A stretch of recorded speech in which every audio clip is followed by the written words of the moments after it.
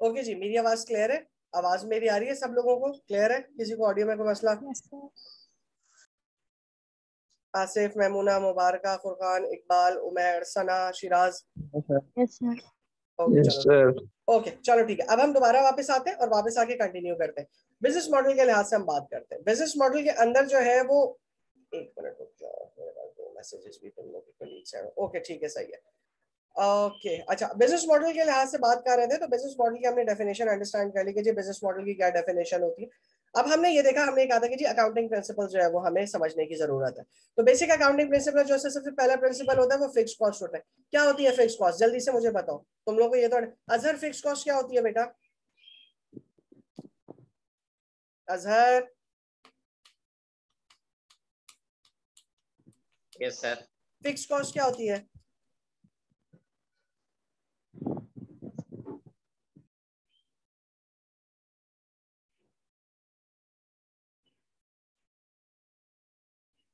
अजहर, अरे चला गया अजहर। चलो ओके। सना बेटा, फिक्स कॉस्ट क्या होती है? सर जो भी किसी गुड्स पे कीमत होती है उसे फिक्स कॉस्ट कहते हैं। ओके ठीक है। फुरकान, फिक्स कॉस्ट क्या होती है बेटा? सर फिक्स कॉस्ट एक ऐसी कॉस्ट होती है जो हर मतलब जो इनकर्ड होती है रिगार्डलेस के अगर आपने कोई यूनिट प्रोड्यूस किया है या नहीं। जैसे फॉर एग्जांपल सर, हम अगर कोई प्रोड्यूस कर रहे हैं एक रूम है, उसका रेंट सर चाहे हम प्रोड्यूस करें या ना करें हमने उसका रेंट पे करना है सर। तो एक बिल्कुल ऐसी ठीक, कॉस्ट है सर जो नहीं हम हमने पे करनी होती है। बिल्कुल ठीक है। देखो, हमारे पास दो तरह की कॉस्ट होती है, एक फिक्स कॉस्ट होती है, एक वेरिएबल कॉस्ट होती है। ठीक है। अब मेरे पास सवाल ये खड़ा होता है कि जी how will I define a fix cost? जो मेरे पास कॉस्ट होती हैं उसमें कुछ कॉस्ट मेरे पास ऐसी होती हैं जो cost irrespective of my situation या इररिस्पेक्टिव ऑफ माय सर्कमस्टेंस, मतलब कि मैं कुछ सोचूं या ना सोचूं, मैं कुछ प्रोड्यूस करूं या ना करूं। हमारे पास दो कहानियां चल रही होती है ना। एक कहानी तो हमारे पास ये चल रही होती है कि जी मैं कुछ प्रोड्यूस करूंगा तो मैं जो है वो आगे की तरफ बढ़ूंगा। ठीक है। एक ये होता है कि जी मैं कुछ प्रोड्यूस करूंगा तो मैं प्रॉफिटेबिलिटी कमाऊंगा। ये बात बिल्कुल ठीक है। सवाल ये खड़ा होता है कि हमारे पास फिक्स कॉस्ट के अंदर इसका क्या कंट्रीब्यूशन है। फिक्स कॉस्ट का कंट्रीब्यूशन ये है कि वेदर आप प्रोड्यूस करें या ना करें, आपको कुछ कॉस्ट बिजनेस रन करने के लिए हर हाल में इनकर करनी है। वो कौन कौन सी कॉस्ट है? उस कॉस्ट में आपका मिसाल के तौर पे एक कॉस्ट आपकी रेंट कॉस्ट होती है। रेंट कॉस्ट का मतलब ये, अगर आपने जगह किराए की ली हुई है तो आपकी वो कॉस्ट हर हाल में आपकी फिक्स कॉस्ट के अंदर आएगी। सेकेंडली, आप प्रोड्यूस करें या ना करें, आप प्रॉफिट कमाएं या ना कमाएं, आपको अपने तमाम के तमाम एम्प्लॉयज को सैलरी देनी है। ऐसे ही है, एम्प्लॉयज को सैलरी तो देनी होती है ना, बेशक कंपनी का वो करे या ना करे। बेसिक सैलरी जो है वो कंपनी को हर हाल में प्रोड्यूस करनी होती है, बेसिकली देनी होती है। तो ये कॉस्ट, इस तरह की कॉस्ट जो कि आपकी तमाम की तमाम जो है ऑर्गेनाइजेशंस के लिए, ओके, तमाम की तमाम वो कॉस्ट जो कि irrespective of your profitability, irrespective of your generation of goods, जो कि आपको हर हाल में पे करना होती है, वो आपकी फिक्स कॉस्ट है। फिक्स कॉस्ट में कॉमनली जो हमारे पास आती है वो रेंट आते हैं, डेप्रिसिएशन आती है, यूटिलिटी बिल्स आते हैं, टैक्सेस आते हैं, और मोस्ट इंपॉर्टेंटली जिससे मुझे आपको आगे आगे कनेक्ट करना है, ह्यूमन रिसोर्स की कॉस्ट आती है। लाइक आपकी सैलरी हो गई, लाइक आप अगर रिटायर हो तो आपके एंड सर्विस बेनिफिट्स हो गए, लाइक आपके मेडिकल बेनिफिट्स हो गए, लाइक आपके प्रॉफिट्स हो गए। यानी अगर चले प्रॉफिट नहीं अर्न किया तो यानी ऑर्गेनाइजेशन ने प्रॉफिट नहीं अर्न किया तो आपको प्रॉफिट शेयर नहीं करेगी, बट आपका एनुअल इंक्रीमेंट जरूर हो गया, आपकी सैलरी इंक्रीज जरूर हो गया, आपके स्पाउसेस के जो है वो चीजें जो है वो जरूर सारी के सारी चीजें जो है उसके अंदर हो गई। तो there are lots of things. एक मिनट बेटा रुक जाओ, ये मेरे पास ऑप्शन आ गया है, इतना टाइम।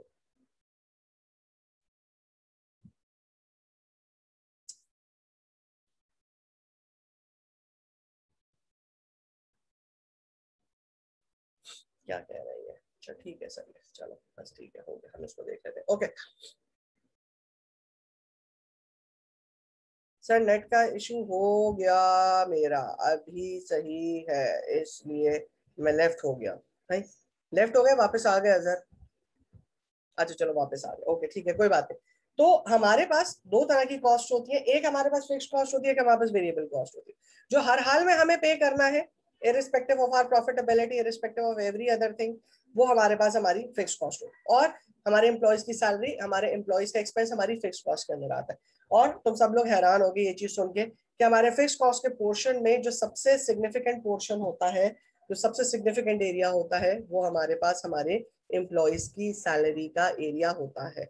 ऑलमोस्ट हम जब फैक्ट्री या हम जब ऑर्गेनाइजेशन की बात करते हैं तो ऑलमोस्ट 60 to 70% हमारे जो एक्सपेंसेस होते हैं, ये 60 to 70% जो पोर्शन हमारे एक्सपेंस का होता है, वो हमारे बिजनेस मॉडल में हमारे एम्प्लॉयज की सैलरी एक्सपेंस का होता है। ठीक है, इसके अलावा दूसरा पोर्शन आपका वेरिएबल कॉस्ट का होता है। वेरिएबल कॉस्ट वो होती है जो कि डायरेक्टली लिंक कर रही होती है आपके ये नंबर ऑफ यूनिट्स प्रोड्यूस है आपके यूनिट प्रोडक्शन के लिहाज से।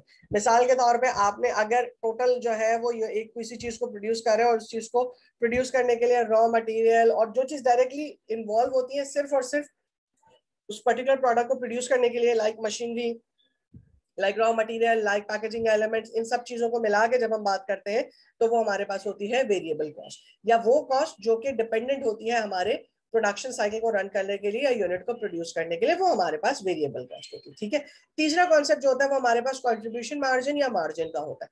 मार्जिन बेसिकली हमारे पास जो है वो डिफरेंस होता है किसके दरमियान में, जो आपकी वेरिएबल कॉस्ट होती है और जो आपका प्रॉफिट प्रोडक्ट को प्रोड्यूस करने का चार्ज होता है, प्रोडक्ट को प्रोड्यूस करने की प्राइस होती है।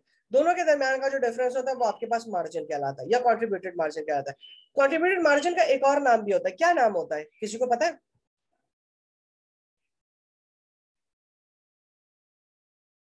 जी जी, पता है कंट्रीब्यूटेड मार्जिन को एक और चीज क्या कहते हैं?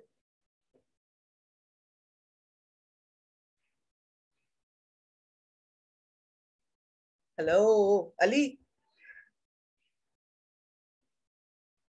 Ali, Asif, Azhar, Irfan, yes sir. Selling क्या होता प्राइस है? यूनिट। जी sir quantitative margin sir profit margin को कहते हैं। यस, क्वांटिटेटिव मार्जिन को कहते हैं, कमीशन को कहते हैं, एग्जैक्टली और इसको हम सिंपल मार्जिन भी कहते हैं। मतलब हमें सबसे कहा, हमने कहा जी सिंपल हमारा मार्जिन होता है। एक चीज याद रखना, इसको हम प्रॉफिट नहीं कहते। ठीक है, उसकी वजह यह है कि हम इसके अंदर जो है वो फिक्स कॉस्ट अभी इंक्लूड नहीं कर रहे होते, हम सिर्फ वेरिएबल कॉस्ट को और कॉस्ट ऑफ सेल को या कॉस्ट ऑफ प्रोडक्शन को उसको लेके चल रहे होते हैं।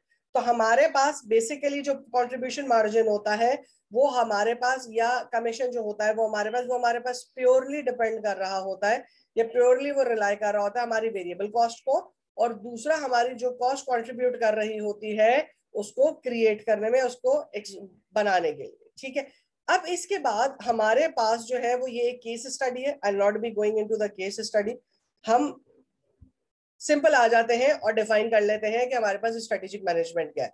बिजनेस मॉडल मैंने तुम लोगों को समझा दिया। In order to understand a business model, हमें हमें स्ट्रेटेजिक कॉस्ट, हमारे पास जो है हमें वेरिएबल कॉस्ट का पता होना चाहिए, हमें फिक्स कॉस्ट का पता होना चाहिए और हमें कमीशन का पता होना चाहिए, ताकि हम उसकी बेसिस के ऊपर आगे अपने बिजनेस मॉडल को क्रिएट कर सके। अब उसको रन करने के लिए या उसको कैलकुलेट करने के लिए, उसको एग्जीक्यूट करने के लिए वी यूज स्ट्रेटेजिक मैनेजमेंट। सबसे पहले ये तुम्हारे पास एक केस स्टडी है, फेसबुक की यूरोपियन प्राइवेट पॉलिसी प्रॉब्लम। ये एक पॉलिसी प्रॉब्लम है, ठीक है, यानी कि जो आपकी पॉलिसी होती है उसका ये प्रॉब्लम है। यू हैव गॉट 2 मिनट्स, इसको पढ़ो कि प्रॉब्लम क्या है, ये क्वेश्चन है इसका जिसको हमें डिस्कस करना है। फिर हम इस क्वेश्चन को डिस्कस करते हैं कि स्ट्रैटेजी के अंदर क्या मसला था जिस वजह से हमें प्रॉब्लम आया, और फिर उसके बाद हम आगे की तरफ मूव करते हैं। आई एम श्योर अब सारे के सारे लोग ज्वाइन कर चुके हैं, तो इसलिए किसी के पास ये रीजन नहीं होगा कि जी मैं ज्वाइन नहीं कर सका, तो इसलिए पढ़ो और फिर उसके बाद हम क्वेश्चन को डिस्कस करते हैं। जी, your 2 minutes starts now.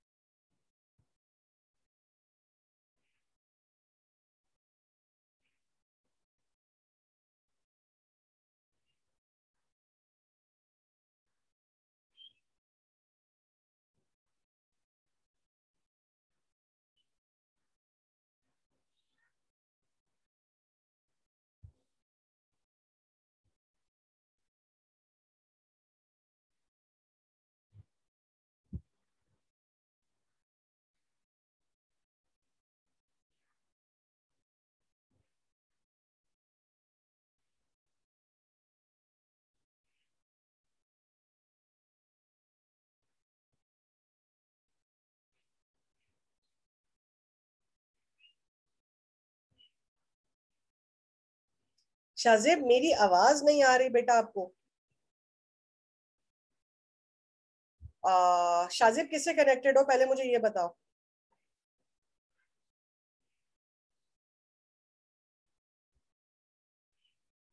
Slow है, एक मिनट रुको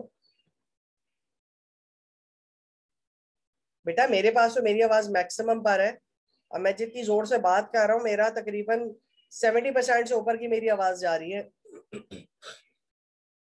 अपने माइक का वॉल्यूम चेक कर लो बेटा, वॉल्यूम चेक कर लो अपना। जी जनाब, ये पढ़ लिया। इशू क्या है सबसे पहले मुझे सिर्फ ये बताओ, प्रॉब्लम क्या है इसके अंदर, इसमें मसला कहाँ आ रहा है, या इस फेसबुक यूरोपियन प्राइवेसी प्रॉब्लम के अंदर इशू क्या है? प्राइवेसी का। प्राइवेसी का, यस। प्राइवेसी का इशू क्या कहता है? प्राइवेसी। जी जी कोई मसला नहीं है, बोल लो अली, कोई इशू नहीं है इतना बड़ा, मुझे पीछे से आवाज आ रही है, कोई इशू नहीं है, बोलो। सर मैं बोल सकता हूँ? इरफान बोलो, बोलो बिल्कुल इरफान बोलो बेटा। सर प्राइवेसी का ये है कि आप जो भी हम सर्च करते हैं फेसबुक से, उससे रिलेटेड हमारा जितना भी इंफॉर्मेशन होगा, हम जिस मुताबिक से सर्च करते हैं उसी मुताबिक से फेसबुक हमारे इंफॉर्मेशन गेन करता है अपने पास। बिल्कुल ठीक है, बिल्कुल ठीक है। बेसिकली इसमें इशू क्या है, पूरी की पूरी पॉलिसी के अंदर, पूरे के पूरे इस पैराग्राफ के अंदर इशू ये, वो ये कह रहे हैं कि जी फेसबुक ने जो अपनी स्ट्रैटेजी बनाई हुई है ना, अब फेसबुक की स्ट्रैटेजी क्या है? फेसबुक की स्ट्रैटेजी ये है कि आप लाइक करते हो और शेयर करते हो, ये उसकी बिजनेस स्ट्रैटेजी है। आप जब लाइक कर रहे होते हो और शेयर कर रहे होते हो तो फेसबुक की स्ट्रैटेजी के मुताबिक आप प्रोक्लेम कर रहे होते हो, आप कुछ ना कुछ क्लेम कर रहे होते हो, और उस क्लेमिंग की बेसिस के ऊपर या उस क्लेमिंग के ऊपर आपका सर्फिंग बिहेवियर डिटरमिन करता है। कौन डिटरमिन करता है? फेसबुक वाले। और उस बिहेवियर को डिटरमिन करने के बाद वो आपकी एक पूरी की पूरी इवैल्यूएशन बनाते हैं। इवैल्यूएशन कह लो या ये कह लो कि आपका जो डेटा होता है, कौन सा डेटा? जिसमें आपका सर्फिंग का डेटा है, जिसमें आपकी मुख्तलिफ तरह की इंफॉर्मेशन है, मुख्तलिफ तरह की ओपिनियन है, उसकी बेसिस के ऊपर वो आपकी प्राइवेसी इन्फिल्ट्रेट करता है। ठीक है, when I am saying it privacy infiltrate करता है, इसका मतलब ये है कि वो आपकी प्राइवेसी लेता है, वो आपकी प्राइवेसी को चेक करता है, यानी कि प्राइवेसी उसके सामने ओपन हो जाती है। तो ये जो प्रोसेस है, ये फेसबुक की जो बिजनेस स्ट्रैटेजी है, इट इज वर्किंग, मतलब इट इज एक्सेप्टेबल। ये चीज मैक्सिमम लोगों के पास एक्सेप्टेबल है। और कैसे एक्सेप्टेबल है? ऐसे एक्सेप्टेबल है कि आपको ये सारी की सारी चीजें मालूम है, आपको ये सारी की सारी चीजें पता है, उसके बावजूद आप यही काम कर रहे हो, उसके बावजूद आप लाइकिंग भी कर रहे हो, उसके बावजूद आप पोकिंग भी कर रहे हो, उसके बावजूद आप शेयरिंग भी कर रहे हो, सब काम कर रहे हो ना। इसका मतलब ये है कि आप जानते बूझते हुए, आपको पता है और आप अपनी प्राइवेसी जो है वो उसको शेयर करने की परमिशन दे रहे हो। Although it's a silent permission, but yes you are giving the permission. ऐसे ही है, ठीक है। तो इसका मतलब ये उसकी बिजनेस स्ट्रैटेजी ये है कि आपसे हाँ या ना मेरा पूछा जाए। अगर मैं आपसे हाँ या ना के अंदर पूछूं कि जी मुझे ये बताओ कि मैं क्या आपकी प्राइवेसी में एंटर हो सकता हूँ, आप सारे के सारे मुझे ना कर दोगे, राइट? ऐसे ही होता है। अगर मैं पूछूं, मैं अगर ये कहूं अली मैं तुमसे तुम्हारा कोई प्राइवेट सवाल पूछूं तो तुम मुझे क्या जवाब दोगे? अली जी सर। मैं अगर तुमसे ये कहूं मुझे तुमसे कोई बहुत तुम्हारा प्राइवेट सवाल पूछना है, will you permit me? No sir. नहीं ना, और बिल्कुल ठीक भी है। हाँ ठीक है, तुमने बल्कि मैसेज लिखा, नहीं दोगे ना मुझे, ठीक है। लेकिन दूसरे एंड के ऊपर तुम फेसबुक के ऊपर चीजें लाइक करते हो। चीजों से मुराद चीजें हैं, लाइक तस्वीर, लाइक कोई स्टोरी, लाइक एनीथिंग, मतलब तुम लाइक करते हो, फ्रीक्वेंटली देखते हो कि भाई कोई चीज पसंद आती है उसको लाइक कर दिया, शेयर कर दिया, करते हो? जी सर। करते हो ना, ठीक है। तो इसका मतलब ये हुआ कि तुम मुझे डायरेक्टली, अगर मैं तुमसे एक सवाल पूछूं तो तुम मुझे उसका जवाब नो कर दोगे, तो मुझे बोलोगे जी नहीं कर रहे। लेकिन इनडायरेक्टली तुम फेसबुक को परमिशन दे रहे हो कि वो तुम्हारी तमाम की तमाम चीजें, तमाम की तमाम इंफॉर्मेशन, तमाम के तमाम डेटा एक्सट्रैक्ट करे, और एक्सट्रैक्ट करके जो भी तुम्हारा डेटाबेस है, जिस भी तरीके से तुम्हारी प्राइवेसी की चीजें वो सारी के सारी कवर कर सके। अब मिसाल के तौर पे हम में से बहुत सारे लोग हैं, मतलब इंक्लूडिंग तुम में से भी बहुत सारे लोग हैं जो स्मोक करते होंगे, लेकिन घर में वो नहीं बताते होंगे कि स्मोक करते हैं, राइट? ठीक है। लेकिन फेसबुक के ऊपर तुम लोग कोई ना कोई ऐसी चीज टैग करते होगे जिससे फेसबुक को ये चीज पता चल जाए, फेसबुक के डेट उसको प्रॉपर्टाइज या जो लोग हैं, ये जो डेटा मेंटेन है, उनको ये चीज पता चल जाती है कि आप जो है वो स्मोक करते हो, ठीक है। तो ये वो प्रॉब्लम है जो कि बिजनेस स्ट्रैटेजी का है, ठीक है।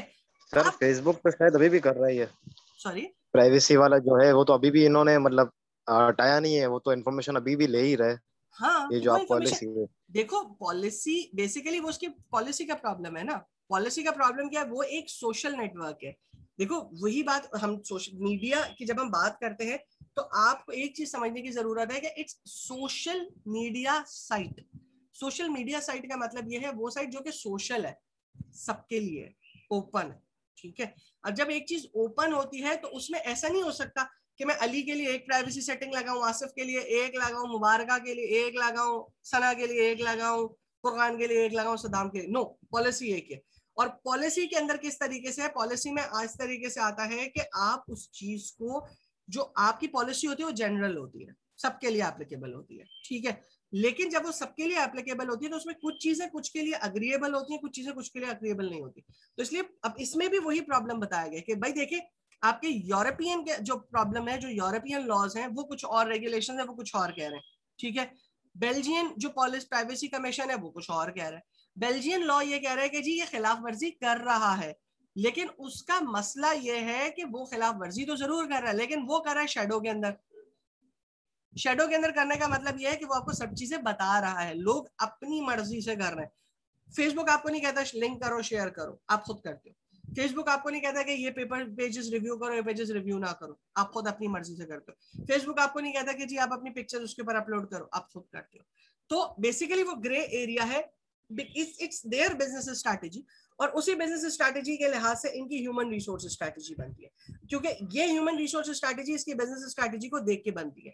लेकिन सबसे पहले मुझे ये अंडरस्टैंड करने की जरूरत है, बिजनेस स्ट्रैटेजी तो मुझे समझ में आ गई कि बिजनेस स्ट्रैटेजी के अंदर क्या हो रहा होता है। बिजनेस स्ट्रैटेजी में ऑर्गेनाइजेशन ये करती है कि वो अपनी तमाम की तमाम जनरल स्ट्रैटेजी को या जेनेरिक स्ट्रैटेजी को जो कि ऑल इन ऑल रन कर रही हैं, उस तमाम की तमाम स्ट्रैटेजी को इस तरीके से डेवलप करते हैं, इस तरीके से अपडेट करते हैं कि ना सिर्फ वो अपने कंपेटिटर्स के ऊपर कंपेटिटिव एडवांटेज लें प्रॉफिटेबिलिटी को अर्न करने के लिए, बल्कि इन एडिशन टू दैट वो अपने तमाम के तमाम स्टेक होल्डर्स को सेटिस्फाई करें, तमाम के तमाम स्टेक होल्डर्स को कंसर्न प्रॉफिट से डील करें, एंड मोस्ट इंपॉर्टेंटली अपनी प्रोडक्शन कॉस्ट को रिड्यूस करें ताकि उसकी प्रॉफिटेबिलिटी इनहांस हो सके, ताकि उसकी प्रॉफिटेबिलिटी बढ़ सके, ठीक है। मैं दोबारा रिपीट कर रहा हूँ, पूरे के पूरे स्ट्रेटेजिक मैनेजमेंट की डेफिनेशन जब हम डिफाइन करते हैं तो हम ये कहते हैं कि स्ट्रेटेजिक मैनेजमेंट का मतलब ये है कि एक ऐसे वो तमाम के तमाम स्टेप्स, वो तमाम के तमाम मेजरमेंट्स, वो तमाम के तमाम स्ट्रेटेजीज जो कि आपकी कंपनी यूज करती है गोल्स को अचीव करने के लिए, पहली बात,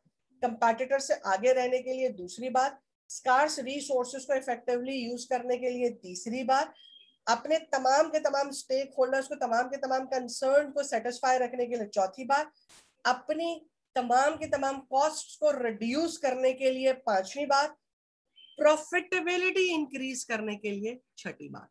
जब आपकी कोई भी स्ट्रैटेजी इन 6 चीजों को मिलाएगी, इन 6 चीजों के ऊपर काम करेगी, वो आपकी कंपनी की कहलाएगी स्ट्रैटेजिक मैनेजमेंट, वो आपकी कंपनी की कहलाएगी ओवरऑल स्ट्रैटेजी।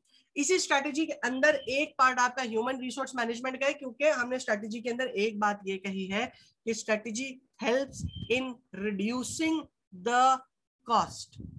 तो स्ट्रेटेजिक मैनेजमेंट कॉस्ट के रिड्यूस करने की बात करती है। तो कॉस्ट की रिडक्शन में जो सबसे इंपॉर्टेंट कॉस्ट होती है, जो अभी हमने बात की, वो हमारे पास ह्यूमन रिसोर्स की कॉस्ट होती है। तो ह्यूमन रिसोर्स की कॉस्ट के अंदर जब हम बात करते हैं तो we go for strategic human resource management. अब स्ट्रेटेजिक ह्यूमन रिसोर्स मैनेजमेंट क्या है? The pattern of plan human resource deployments and activities intended to enable an organization to achieve its goal। बड़ी छोटी सी डेफिनेशन, बड़ी मुश्किल सी डेफिनेशन आसान करके उसको यूज कर लेते हैं। आपकी ऑर्गेनाइजेशन के अंदर जब भी ह्यूमंस की, लोगों की प्लान्ड डिप्लॉयमेंट होती है, प्लान डिप्लॉयमेंट का मतलब है कि पहले से प्लान करके आप उनको किसी जगह के ऊपर प्लेस करते हो कि ये बंदा यहाँ आएगा, ये बंदा यहाँ आएगा, ये बंदा यहाँ आएगा, और उनकी तमाम की तमाम एक्टिविटीज भी प्लान होती हैं कि वो ऑर्गेनाइजेशन के अंदर क्या करेगा, किस चीज को एम करते हुए, किस चीज को ध्यान में रखते हुए, इन ऑर्डर टू इंश्योर कि आपके ऑर्गेनाइजेशन गोल्स अचीव हो रहे हैं। ये आपके पास आपकी स्ट्रेटेजिक मैनेजमेंट कहलाती है। समझ आती है स्ट्रेटेजिक मैनेजमेंट की डेफिनेशन? अली, आसिफ, अजहर, इरफान, महमूना, मुबारक। सर काइंडली दोबारा समझा सकते हैं? ओके इरफान, मैं दोबारा समझा देता हूं। एक बार रिपीट कर दी। सना सॉरी क्या कह रहे हो? मैंने कहा एक बार रिपीट कर दे। हाँ जी मैं कर देता हूँ। स्ट्रेटेजिक ह्यूमन रिसोर्स मैनेजमेंट का मतलब ये है कि आप अपनी ऑर्गेनाइजेशन के अंदर प्लान्ड ह्यूमन रिसोर्स डिप्लॉयमेंट और प्लान्ड एक्टिविटीज को परफॉर्म करते हो with an aim, with an objective, with a reason, कि आप अपने ऑर्गेनाइजेशनल गोल्स को अचीव कर सको। ह्यूमन रिसोर्स मैनेजमेंट हमेशा याद रखो सिर्फ एक चीज से डील करती है, and that is the humans. कोई ऑर्गेनाइजेशन के अंदर लोग, उन लोगों को डील करती है, इसके अलावा वो किसी चीज को डील नहीं करती है। डायरेक्टली बात कर रहा हूं। तो स्ट्रेटेजिक ह्यूमन रिसोर्स हमें ये कहता है कि वो तमाम के तमाम पैटर्न्स, जो पैटर्न्स हम यूज करते हैं प्लान्ड ह्यूमन रिसोर्स डिप्लॉयमेंट के लिए, कि हम प्लान करें कि कौन सा इंसान किधर डिप्लॉय होगा और उधर डिप्लॉय होकर वो कौन कौन सी एक्टिविटीज को परफॉर्म करेगा, किस पर्पस के लिए, to achieve organizational goals, organizational goals को अचीव करने के लिए। तो ये पूरी की पूरी मैनेजमेंट हमारे पास स्ट्रेटेजिक ह्यूमन रिसोर्स मैनेजमेंट कहलाती है। अब क्लियर होता है? अब समझ में आती है जी? Yes sir, yes sir. चलो ठीक है, ओके। अब हमारे पास अगला सवाल जो आता है, जो हमारे पास बड़ा इंपॉर्टेंट सवाल है, वो हमारे पास सवाल आता है स्ट्रेटेजी। हमने स्ट्रेटेजिक मैनेजमेंट पढ़ लिया, ठीक है, हमें पता चल गया स्ट्रेटेजिक मैनेजमेंट क्या होता है। स्ट्रेटेजिक ह्यूमन रिसोर्स मैनेजमेंट भी पढ़ ली, हमें पता चल गया क्या होता है। अब सवाल ये खड़ा होता है कि स्ट्रेटेजी फॉर्मुलेशन क्या है और स्ट्रेटेजी इंप्लीमेंटेशन क्या है। ये दो बड़े बेसिक सवाल हैं जिनका आंसर आपको देना होता है। स्ट्रेटेजी फॉर्मुलेशन, अगर तुम मुझसे जनरल सवाल पूछते हो तो स्ट्रेटेजी फॉर्मुलेशन का मुराद वो तमाम के तमाम स्टेप्स है, वो तमाम के तमाम एक्टिविटीज है, वो तमाम के तमाम डिसीजंस हैं जिसमें हम कंपनी का विजन, मिशन, गोल, अपॉर्चुनिटीज, थ्रेट्स, वीकनेसेस आइडेंटिफाई करते हैं, और उसके डिफाइन करने के बाद हम कंपनी का विजन और गोल डिफाइन कर रहे होते हैं। मैं रिपीट कर रहा हूं अपनी बात। स्ट्रेटेजी फॉर्मुलेशन का मतलब यह है कि आप कंपनी का स्वॉट करो। स्वॉट पता है? SWOT, strength, weakness, opportunity, threat. पढ़ा है? सर चलो अच्छी बात है। तो स्ट्रेटेजी फॉर्मुलेशन का मतलब ये होता है, जब कभी भी हम स्ट्रेटेजिक मैनेजमेंट के अंदर बात करते हैं तो हमारे पास सबसे पहली चीज ये होती है कि स्ट्रेटेजी फॉर्मुलेशन क्या है। स्ट्रेटेजी फॉर्मुलेशन जब हम डिफाइन करते हैं तो वी ऑलवेज से कि जी हम कंपनी का स्वॉट करके, स्ट्रेंथ, वीकनेस, अपॉर्चुनिटी, थ्रेट को आइडेंटिफाई करके we define the company's goal, company's vision, company's mission. ये हमारे पास कहलाती है स्ट्रेटेजी फॉर्मुलेशन। सेकेंड चीज हमारे पास है स्ट्रेटेजी इंप्लीमेंटेशन।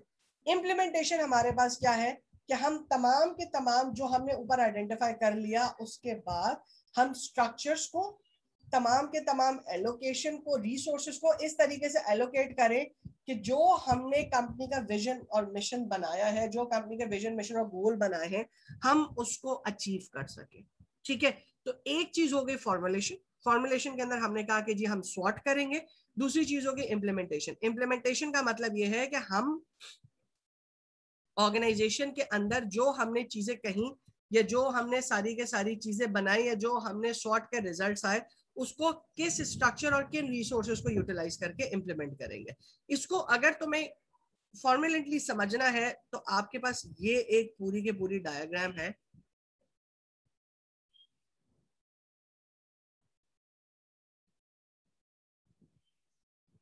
नजर आ रही है? ये व्यूएबल है? Yes sir. बस ये पूरी की पूरी डायग्राम है जो कि हमारी स्ट्रेटेजिक HR, स्ट्रेटेजिक मॉडल को या स्ट्रेटेजिक मैनेजमेंट को पूरा के पूरा डिफाइन करती है। अब अगर आप इसके अंदर देखो तो एक हर ऑर्गेनाइजेशन के अंदर स्ट्रेटेजी फॉर्मुलेशन का एक एरिया है, ठीक है, स्ट्रेटेजिक इंप्लीमेंटेशन का दूसरा एरिया। और अगर तुम लोग देखो तो you will be surprise to see कि इंप्लीमेंटेशन में जो मैक्सिमम पोर्शन है वो किसका नजर आएगा तुम्हें? HR प्रैक्टिसेस का। ठीक है, यू गॉट 1 मिनट, इस पूरी की पूरी डायग्राम को रिव्यू करो और उसके बाद हम इस डायग्राम को पढ़ते हैं।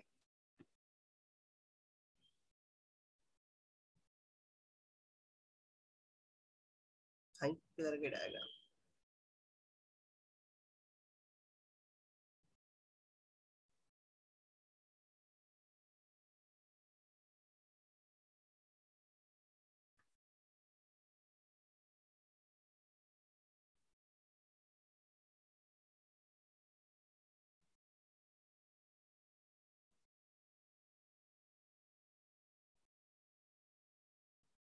एक मिनट रुको बेटा, मैं जरा इसकी डायग्राम देखूं, इसकी डायग्राम किधर चली गई।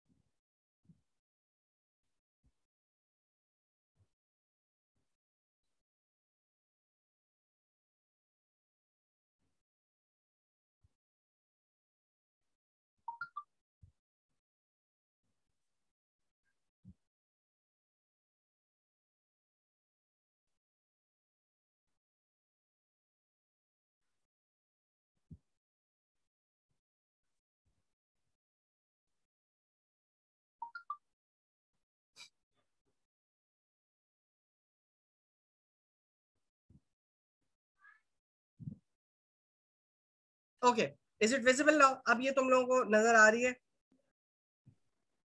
Yes sir. हाँ, अब इसके यू हैव गॉट 2 मिनट्स, इस पूरी की पूरी डायग्राम को पढ़ो और फिर उसके बाद हम इसके अंदर जो है वो सारी के सारी चीजें जो है वो देखते हैं।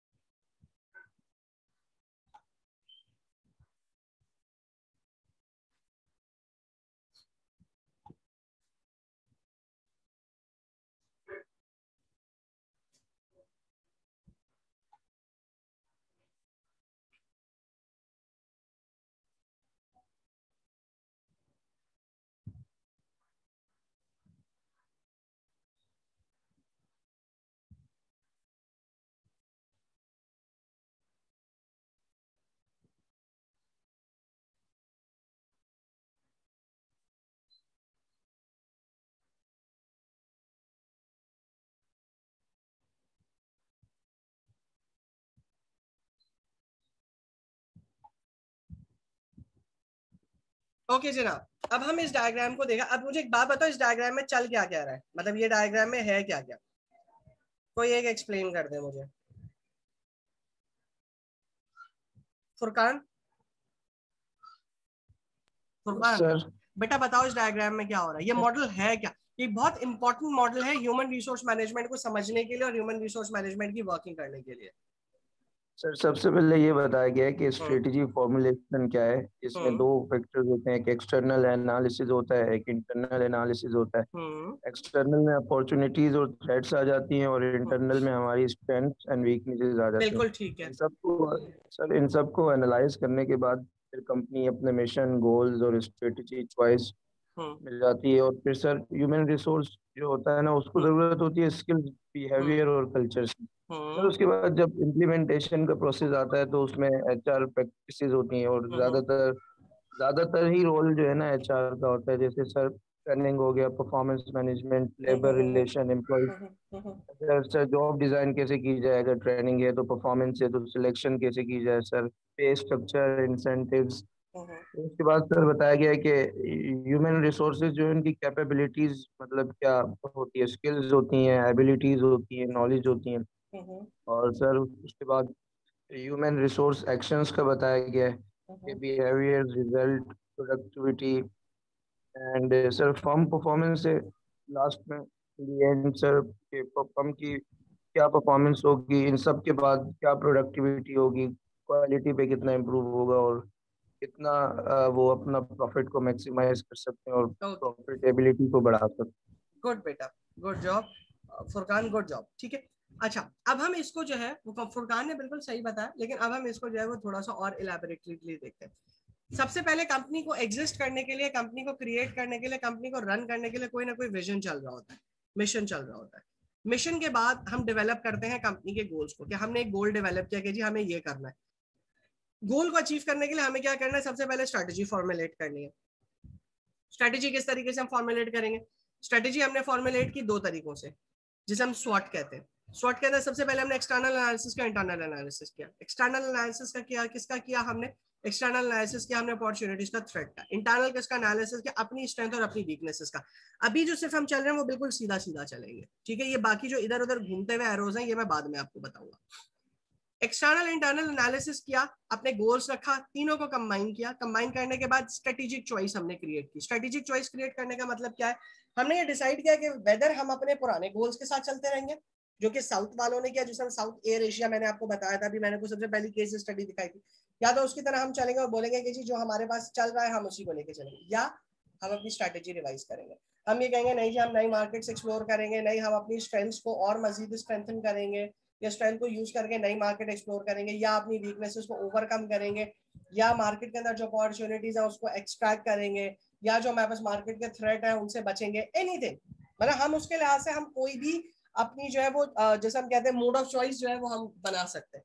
हमने जो है वो उनको बना देना, ठीक है, बना दिया, चॉइस सेलेक्ट कर ली। अब जब हमने चॉइस सेलेक्ट कर ली, हमने स्ट्रेटेजी सेलेक्ट कर ली, तो स्ट्रेटेजी को इंप्लीमेंट करने के लिए हमें क्या करना होगा, ये तो फॉर्मुलेशन है, पेपर पे बन गई, डिसाइड कर लिया, पेपर मैप्स बना लिया, हमने सब कर लिया। अब उस चीज को इंप्लीमेंट किस तरीके से करेंगे, उस चीज को इंप्लीमेंट करने के लिए हमें स्ट्रेटेजी इंप्लीमेंटेशन का प्रोसेस यूज करना पड़ेगा। स्ट्रेटेजी इंप्लीमेंट कौन करता है, ह्यूमन रिसोर्स के लिहाज से, ह्यूमन रिसोर्स वर्किंग में पूरी के पूरी स्ट्रेटेजी इंप्लीमेंटेशन करना ह्यूमन रिसोर्स का काम है। कैसे, अगला बंदा आपसे सवाल पूछ सकता है भाई ह्यूमन रिसोर्स का कैसे काम है। ऐसे कि एक ऑर्गेनाइजेशन को चलाने के लिए आपको कुछ स्किल्स चाहिए, कुछ बिहेवियर्स चाहिए, कुछ कल्चर चाहिए। ये तीनों चीजें किसके पास होती हैं, ये तीनों चीजें कौन क्रिएट कर रहा होता है, तीनों चीजें किसकी डेवलप हो रही है, तीनों चीजें कौन ला रहा होता है, ह्यूमंस, मैं और आप जैसे इंसान। तो ह्यूमन रिसोर्स को जिस चीज की जरूरत है, या इस स्ट्रेटेजी को इंप्लीमेंट करने के लिए जो जरूरत की चीज है, वो आपकी है ह्यूमन रिसोर्स। कौन सी ह्यूमन रिसोर्स, किस स्किल्स की ह्यूमन रिसोर्स, किस बिहेवियर की ह्यूमन रिसोर्स, किस तरह का कल्चर क्रिएट करेगी वो ह्यूमन रिसोर्स, ठीक है। फिर उसके बाद you go on traditional HR practices, या एचआर प्रैक्टिसेस के अंदर जो ह्यूमन रिसोर्स का पार्ट है, आप ऑर्गेनाइजेशन में लोगों को लेकर आएंगे, that means you recruit them, you hire them, फिर यू ट्रेन देम, आप उनको ट्रेन करेंगे, 1 साल के बाद आप उसकी परफॉर्मेंस मैनेजमेंट करेंगे। अगर लेबर आपके पास काम कर रही है, अगर आपके वर्कर्स हैं, तो उनकी लेबर मैनेजमेंट होगी। लेबर मैनेजमेंट के लिहाज से जो आपकी एम्प्लॉय, जो आपके ऑफिसर्स के लोग हैं, जो आपके एग्जीक्यूटिव्स लोग हैं, उनके एम्प्लॉय रिलेशंस होंगे। लाइक कोई बंदा अपने किसी बेनिफिट को एंटरटाइन कर रहा है, कोई बंदा अपने ऑर्गेनाइजेशन से रिटायर हो रहा है, कोई बंदा सिक है, किसी बंदे की फैमिली में कोई खुशी है, किसी बंदे ने छुट्टी पे जाना है, किसी बंदे ने ट्रांसफर लेना है, किसी बंदे ने कहीं पोस्टिंग करनी है, तमाम की तमाम चीजें एम्प्लॉय रिलेशंस के अंदर आती। फिर आपका जॉब एनालिसिस होता है कि आपकी जॉब डिस्क्रिप्शन देखी जाती है, जिस पोजीशन के ऊपर आप काम कर रहे हैं आपकी क्या जॉब डिस्क्रिप्शन है। फिर उस जॉब डिस्क्रिप्शन के साथ आपकी स्पेसिफिकेशन देखी जाती है, जो काम आप करके आ रहे हैं, जो काम आप करने के लिए जा रहे हैं, वो बेस्ट मैच करता है या नहीं करता। लाइक आपका एक्सपीरियंस और पोजीशन की जो रिक्वायरमेंट है वो मैच करती है या नहीं करती। अगर नहीं करती तो हमें आपको आपकी सूटेबल लोकेशन के ऊपर लेके जाना होता है। फिर जॉब डिजाइन होता है, जॉब डिजाइन के अंदर जॉब इनरिचमेंट और इनलार्जमेंट होती है। जॉब इनरिचमेंट और इनलार्जमेंट का कॉन्सेप्ट ये कहता है कि आप एक ऑर्गेनाइजेशन के अंदर काम कर रहे हैं, आप में ज्यादा काम करने की पोटेंशियल है, तो आपकी जॉब और आपको बाजुकत रिवॉर्ड करने के लिए आपकी जॉब इनरिच कर दी जाती है, आपकी रिस्पॉन्सिबिलिटी बढ़ाने के लिए जॉब इनलार्ज कर दी जाती है। फिर उसके बाद आपका सिलेक्शन पैनल होता है, सिलेक्शन एंड डेवलपमेंट होता है, आपको आगे की पोजीशन के लिए सेलेक्ट किया जाता है, आगे की पोजीशन के लिए डेवलप किया जाता है। आपके पे स्ट्रक्चर्स होते हैं, आपकी बेसिक सैलरीज होती है, फिर आपके इंसेंटिव्स होते हैं, इंक्रीमेंट होता है, आपकी छुट्टियां होती हैं, आपकी अनपेड लीव्स होती हैं, आपकी सिक लीव्स होती हैं, आपकी कैजुअल लीव्स होती हैं। फिर उसके बाद आपके बेनिफिट्स होते हैं, लाइक आपको गाड़ी मिलती है, लाइक आपको पेट्रोल मिलता है, लाइक आपको हाउस रेंट मिलता है, लाइक आपको यूटिलिटी बिल्स के पैसे मिलते हैं, लाइक आपको किड्स अलाउंस मिलता है। ये सारी के सारी आपकी एचआर प्रैक्टिसेस है। ये एचआर प्रैक्टिसेस मजीद फर्दर आगे आपके क्या रिजल्ट करती है, दो चीजों की तरफ रिजल्ट करती है। आपकी डेवलपमेंट, आपकी ह्यूमन रिसोर्स कैपेबिलिटी को इंक्रीज करती है। किस चीज को इंक्रीज करती है, केएसए को, नॉलेज को इंक्रीज करती है, स्किल्स को इंक्रीज करती है, एबिलिटीज को इंक्रीज करती है। जाहिर है जब आप एम्प्लॉयज की ट्रेनिंग करेंगे, जब आप एम्प्लॉयज की परफॉर्मेंस मैनेजमेंट करेंगे, जब आप एम्प्लॉयज को ज्यादा काम देंगे, जब आप एम्प्लॉयज को नई जॉब्स के बारे में सिखाएंगे, जब आप एम्प्लॉयज को अच्छा पे स्ट्रक्चर देंगे, जब आप एम्प्लॉयज को अच्छे इंसेंटिव्स देंगे, जब आप एम्प्लॉय को अच्छे बेनिफिट्स देंगे, तो आपके लोगों की कैपेबिलिटी इंक्रीज होगी, दे विल लर्न। और लर्न करने के साथ साथ क्या होगा, उनके एक्शंस के अंदर भी तब्दीली आएगी। एक्शन में कैसे तब्दीली आएगी? उनका बिहेवियर अच्छा हो जाएगा, उनके रिजल्ट्स प्रोडक्टिव हो जाएंगे। लाइक जब आप एक एम्प्लॉय को अच्छा पे कर रहे होते हो तो डेफिनेटली उसकी प्रोडक्टिविटी इंक्रीज होती है, उसकी एफिशिएंसी इंक्रीज होती है, उसकी एब्सेंटिज्म कम हो जाती है। ऑर्गेनाइजेशन, अच्छी ऑर्गेनाइजेशन से कम लोग छोड़ के जाना चाहते हैं, तो ये उसके एक्शंस का रिजल्ट होगा। जब प्रैक्टिसेस और आपकी कैपेबिलिटीज और एक्शंस मिलेंगे तो क्या होगा? आपकी कंपनी की परफॉर्मेंस बनेगी। कंपनी की परफॉर्मेंस आपको क्या बताएगी? प्रोडक्टिविटी आपको कंपनी की परफॉर्मेंस बताएगी, आपकी प्रॉफिटेबिलिटी परफॉर्मेंस बताएगी, क्वालिटी आपकी परफॉर्मेंस बताएगी, एफिशिएंसी आपकी परफॉर्मेंस बताएगी। अगर यहाँ पे किसी जगह के अंदर कहीं किसी स्ट्रेटेजी की फॉर्मुलेशन या इम्प्लीमेंटेशन में किसी तरह का भी फ्लॉ है तो आप वापस जाके जब फीडबैक लेते हैं तो आपको पता चलता है और आप उस जगह पे इनकॉर्पोरेट करते हो। लाइक कभी कभी विजन चेंज करने की जरूरत होती है, कभी कभी गोल्स चेंज करने की जरूरत होती है, कभी कभी आपने एनालिसिस सही नहीं किया होता, कभी कभी आपने गलत चॉइस कर लिया, लाइक आपको कोई और फैक्टर चूज करना था लेकिन आपने कोई और फैक्टर चूज कर लिया। कभी कभी आपकी जो नॉलेज स्किल एबिलिटीज है वो मार्केट रिक्वायरमेंट के मुताबिक नॉलेज आप नहीं एक्वायर करा रहे। कभी कभी जो लोगों का बिहेवियर है, लोगों के एक्शंस है, वो आपको ये चीज बता रहे हैं कि नहीं जी आपको प्रैक्टिसेस में मजीद अपने आप को एफिशिएंसी, अपने आप को मजीद प्रोग्रेस करने की जरूरत है। तो इन शॉर्ट आपके नीचे के तमाम एरिया जो है ये कंप्लाई करते हैं, और जब ये सारे के सारे एरियाज कंप्लाई करते हैं तो ultimately you come across with a reason of proper strategic management process जो आपका फंडामेंटली आपकी तमाम के तमाम बिजनेस स्ट्रेटजीज को प्रॉफिटेबिलिटी में कन्वर्ट करने या प्रॉफिट में कन्वर्ट करने के अंदर सिग्निफिकेंट इंपॉर्टेंट रोल प्ले करता है।